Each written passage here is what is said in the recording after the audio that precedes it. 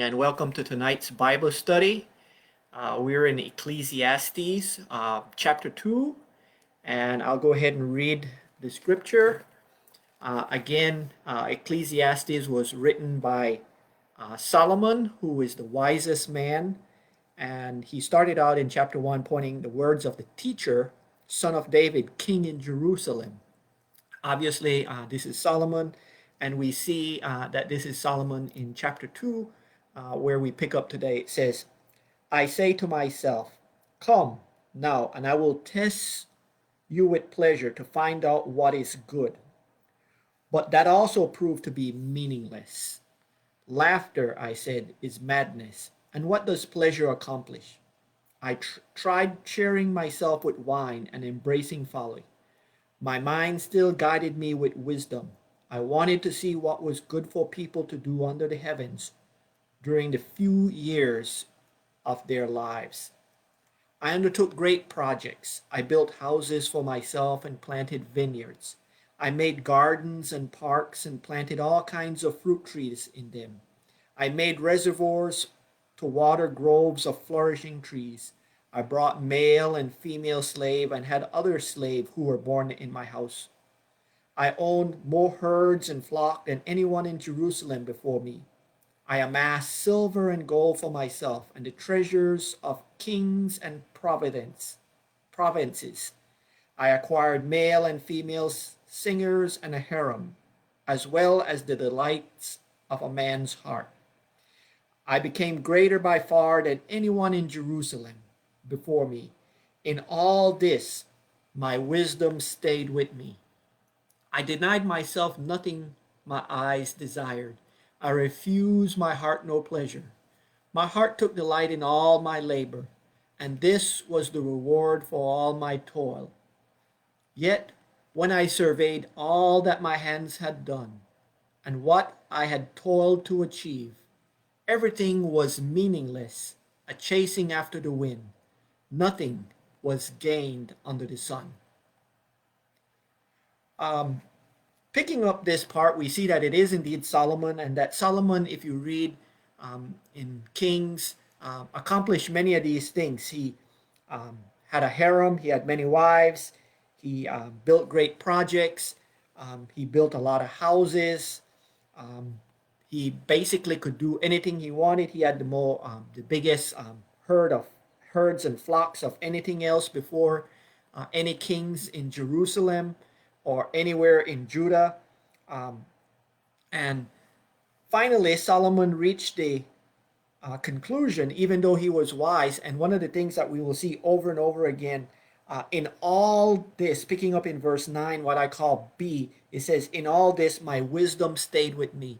So even though Solomon tried many different things to find the solution to life, the one thing that stayed with him through it all was his wisdom. He was a very wise man, and that was God's gift to him. We see that Solomon in these first part, because he thought life was meaningless, nothing much come from wisdom but sorrow, and the more knowledge, the more grief. He said, well, let's try something else. And so he went after things that were pleasure. And even that, he said, proved to be meaningless. And here's the thing that Solomon wanted to do. Verse 3, it said, I tried cheering myself with wine and embracing folly. My mind still guiding me with wisdom. Again, repeating that idea. He's using wisdom. He's using all his knowledge and skill in order to see what purpose have life. And here's what he writes. Verse 3b, I wanted to see what was good for people to do under the heavens during the few days of their lives. Solomon really wanted to find out what was the meaning and purpose of life. Why do people, what good is it for people to do things?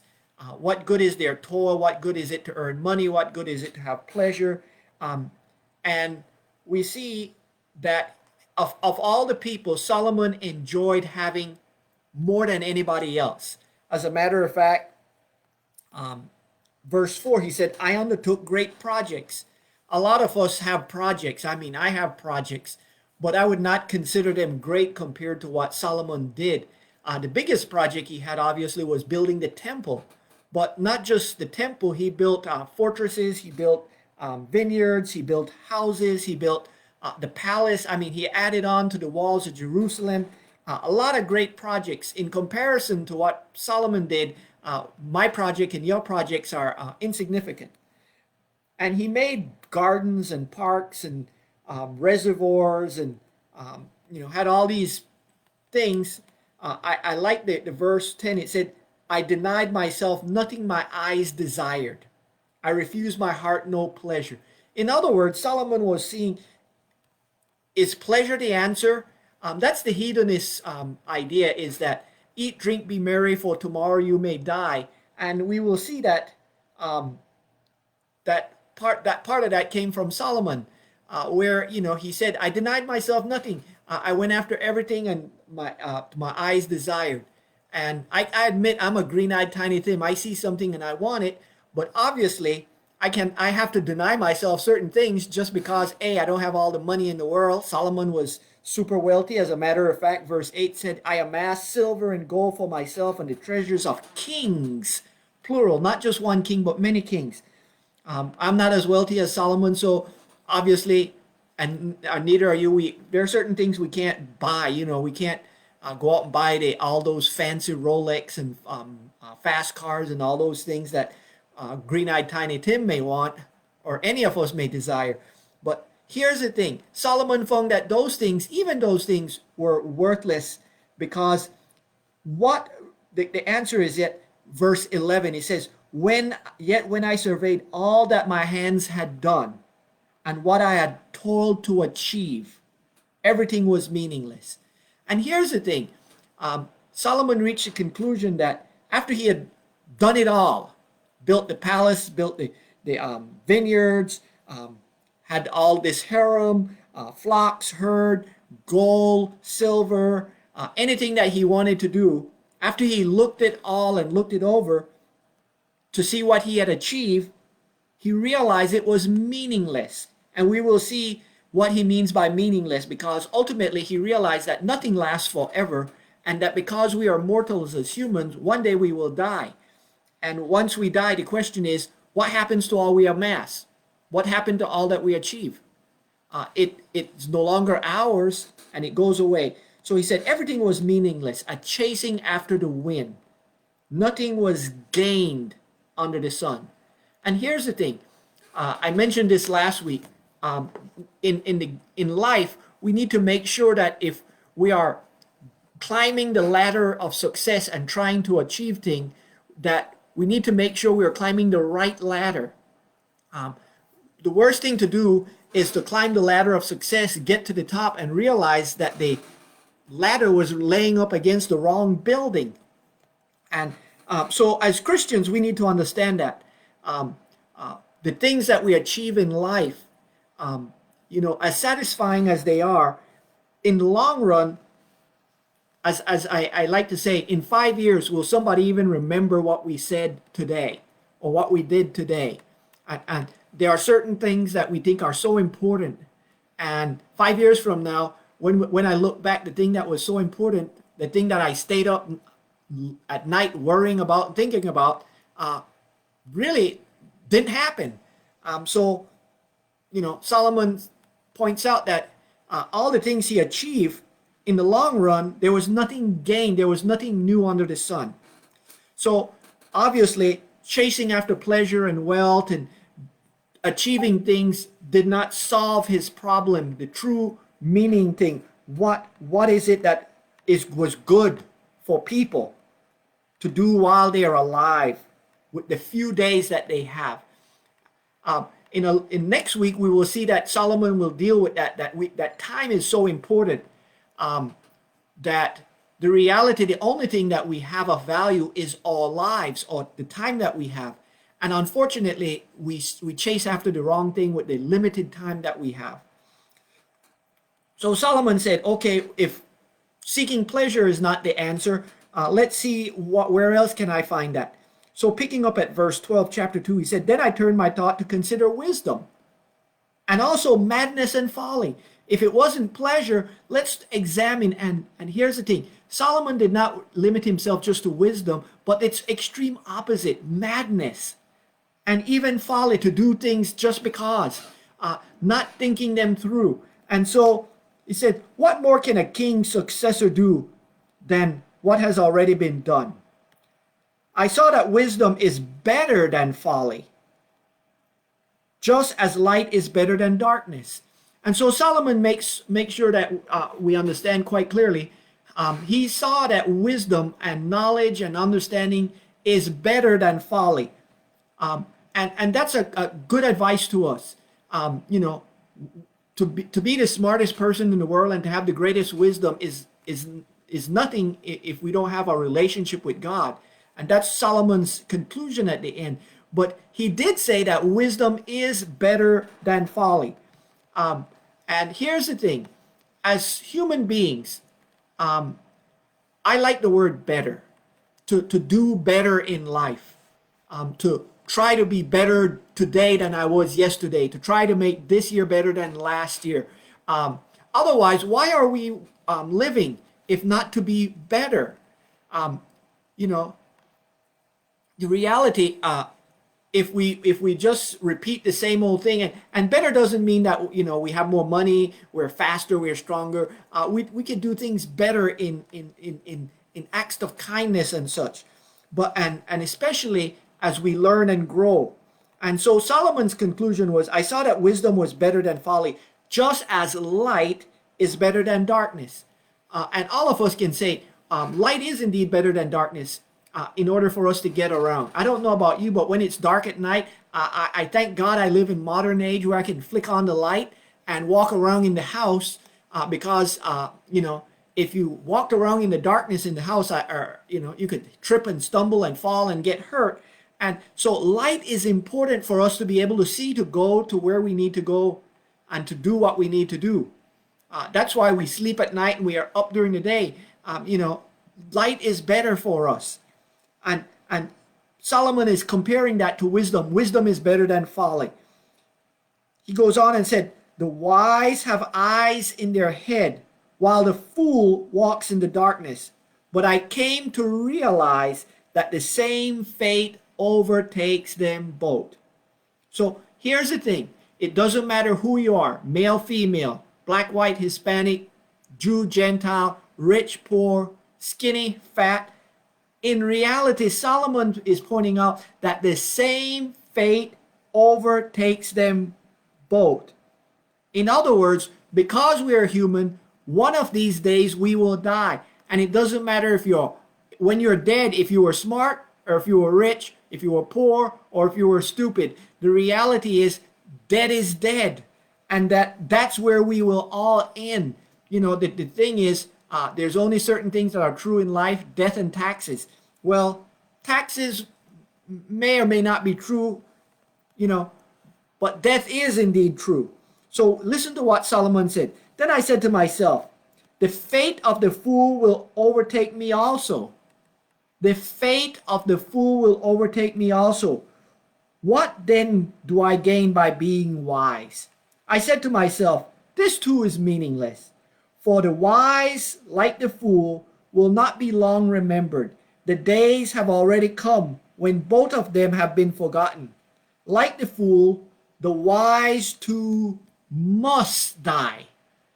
And that's the conclusion that Solomon points out. As human beings, what we achieve, what we accomplish, be it with money, be it with knowledge, be it with physical strength, ultimately, we all will one day die.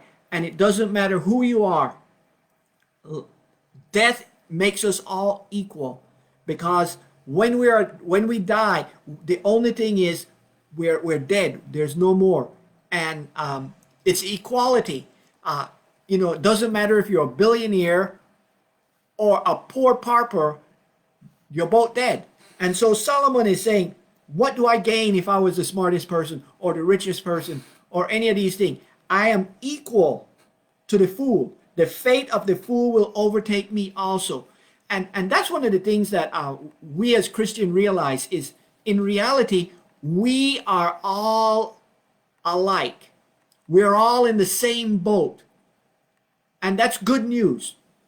And you know, once upon a time, I used to think that people were better than me or worse than me, and I used to compare and contrast myself to people. And so, if somebody was richer, they were better. If somebody was smarter, they were better. If somebody was better looking, they were better. You know, and we have all these way of comparing and contrasting. But in reality, what I came to realize is what Solomon came to realize. There's nobody better or worse than we. We're all in the same boat, and one day we will all die. More importantly, though, to look at it from a flip side, we're all made in the image and likeness of God. We all have the Spirit of God indwelling us, and we're all equal. Right now on earth, we may have, you know, some may be smarter, some may not be. Some may be richer, some may not. Some may be male, female. There are differences, but ultimately, I don't know about you, but I'm made out of flesh and blood just like anybody else, and we are equal. You know, we are the one who makes these distinctions. But as Solomon came to the conclusion, the differences are meaningless because one day we will all die, and when we do die, we will stand before God. So Solomon continued asking this question over and over again. He said, "So I hated life because the work that is under the sun was grievous to me. All of it is meaningless, a chasing after the wind. I hated all the things I had toiled for under the sun, because I must leave them to one who comes after me. And who knows whether that person will be wise or foolish." When Solomon wrote this, he did not, obviously cannot see the future, but he left it to his son who became king, and he was foolish. As a matter of fact, Solomon was very prophetic here. Who knows whether the person who follows me will be wise or foolish? Because I must leave them everything. Here's the thing that, you know, it doesn't matter. A billionaire, the day he dies, doesn't own a penny. And the reason is all his money belongs to his heirs. And unfortunately, what we see over and over again, and it has happened over and over again in history. A little over 100 years ago, the Vanderbilt, Cornelius Vanderbilt was the richest man in the world. Today, he have over 1,000 heirs, people who have been descendants of his. Not a single one of them are a millionaire. He left his money, and within 3 generations, all his family was broke. Because here's the thing, Cornelius was smart and wise and built a fortune. You know, Commodore. I mean, we have a university named after him. But today, they're all poor because he left his money to his kids who did not know how to handle it, and they squandered it, and his grandkids. As a matter of fact, what we have discovered, if you look through history, Cornelius is not unique. A rich person, within a couple generations, the money is all gone. Because as Solomon decided and said, I hated all the things I had toiled for under the sun. Solomon worked hard. We saw in the first part of this chapter, he built the temple, he built vineyards, he built palaces, he built houses, he built all these things. When he died, none of it belonged to him. It went to his son. And within a few years, the kingdom of Israel split into Judah and Israel. And 11 of the tribes, not 1 or 2, but 11 of the 12 left and went with Israel, and he was left with just Judah. What that point out is that all the things that Solomon gained, within 1 generation, his son lost it all. And that's what he said. Who knows whether that person will be wise or fool? Yet they will have control of all the fruits of my toil, in which I have poured my effort and skill under the sun. This too is meaningless. So my heart began to despair over all my toilsome labor under the sun. For the person may labor with wisdom, knowledge, and skill, and then they must leave all they own to another who has not toiled for it. So Solomon points out that here he was, the king, he toiled, he amassed this big fortune of gold, silver, palace, the temple, herds, vineyards, everything that wealth can.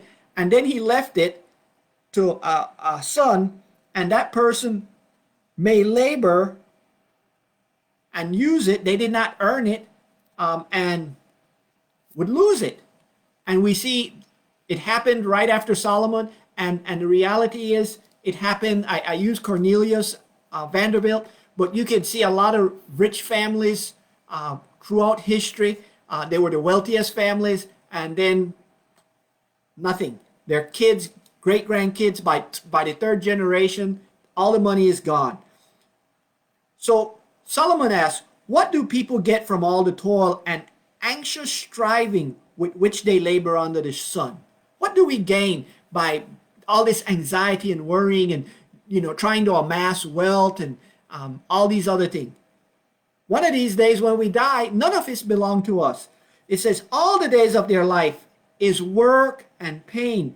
Even at night, their mind do not rest.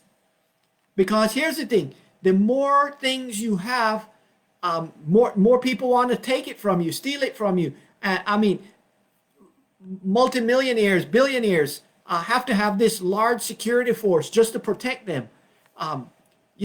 Think of Mark Zuckerberg, who was trying to buy up his neighborhood so that he didn't have neighbors right where he lived because, he's now a billionaire, and, he wanted to have his own private beach and stuff. Reality is all those things, all the possessions that we get in life, according to Solomon, and in reality is once we die, no longer belong to us.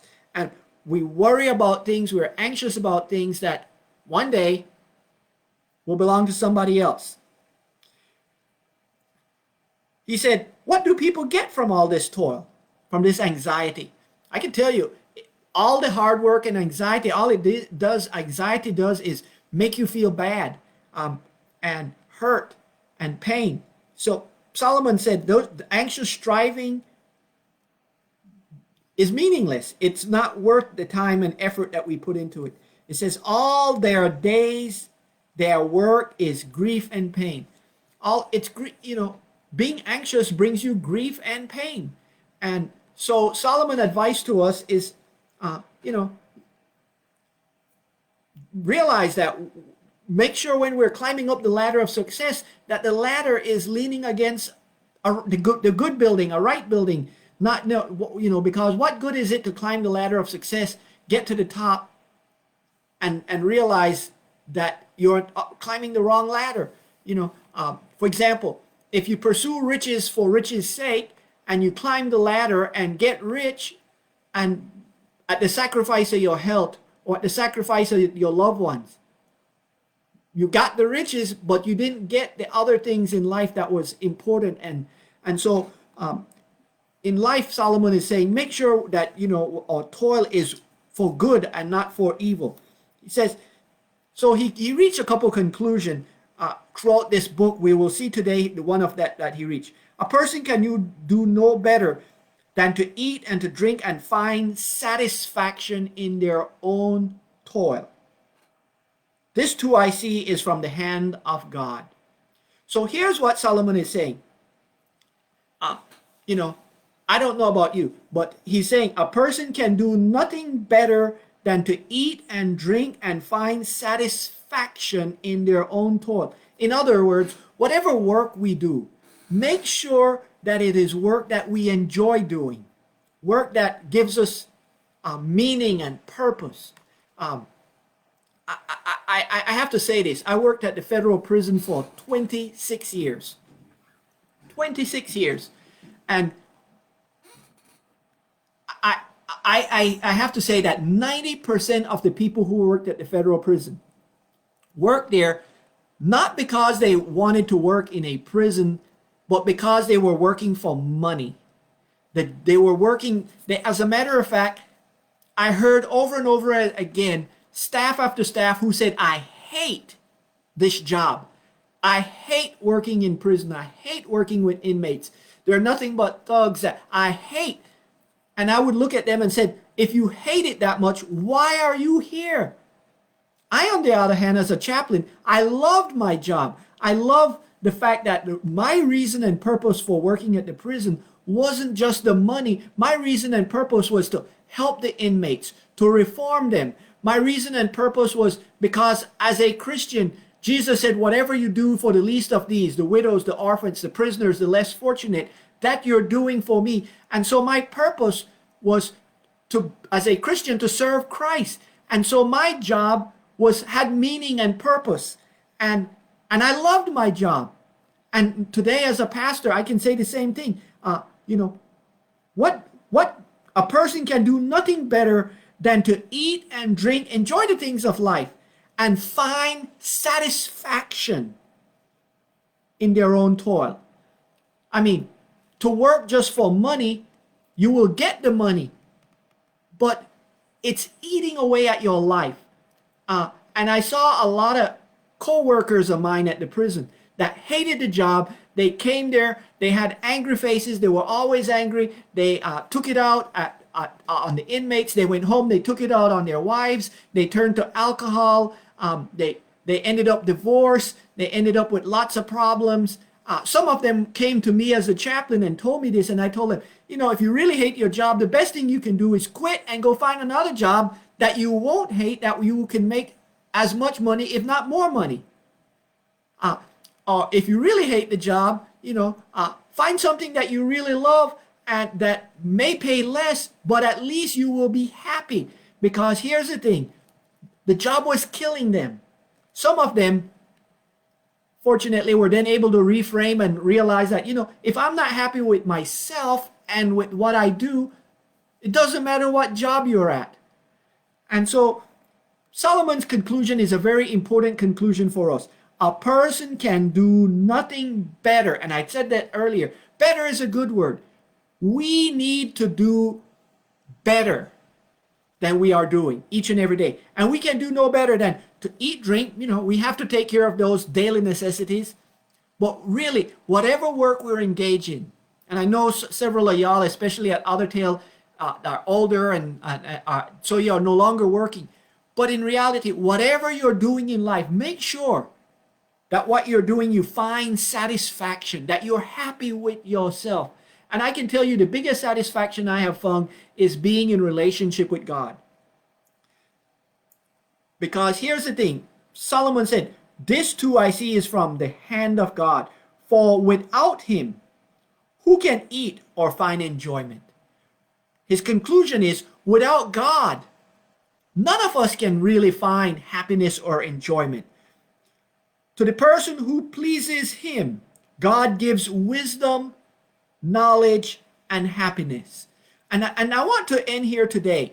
The person who pleases God, the person, as Christians, as we seek and do God's will, as we work our lives to earn our living, make sure we work and do a job that we enjoy doing, not one that we hate.